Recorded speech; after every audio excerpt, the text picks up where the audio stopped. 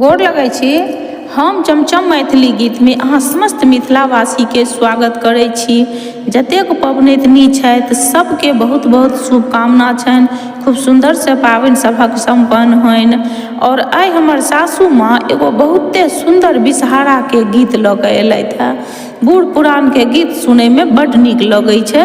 ई गीत अहाँ सब जरूर सुनब और पूरा गीत जरूर सुनब, तखन देखबै कते सुंदर गीत छै। गीत नीक लागत तऽ चैनल के सब्सक्राइब, वीडियो के लाइक जरूर कऽ देबै। जय विषहारा माता।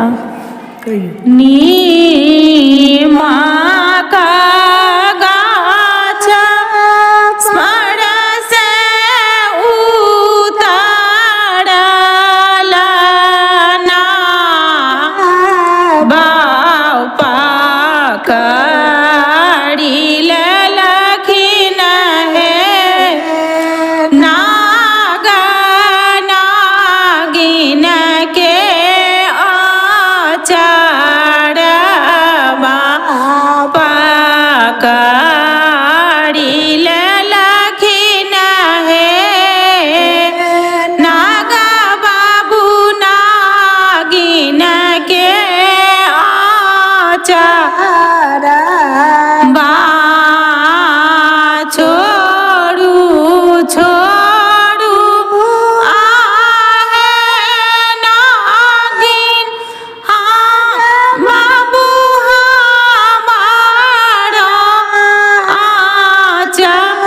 आचरवा से डोबैत हेथिन हे मोरा गोदी के बालकवा से रोबैती हेतै हे मोगा बाबू गोदी के बाड़ीलाबा।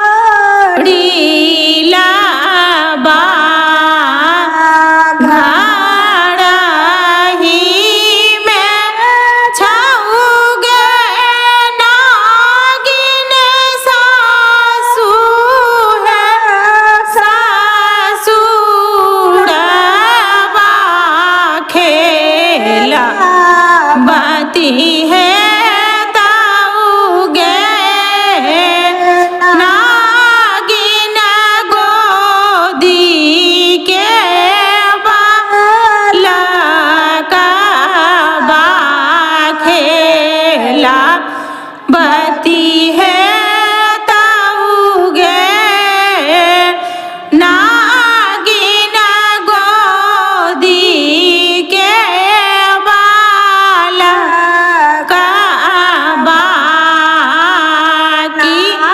की काज देत मोरा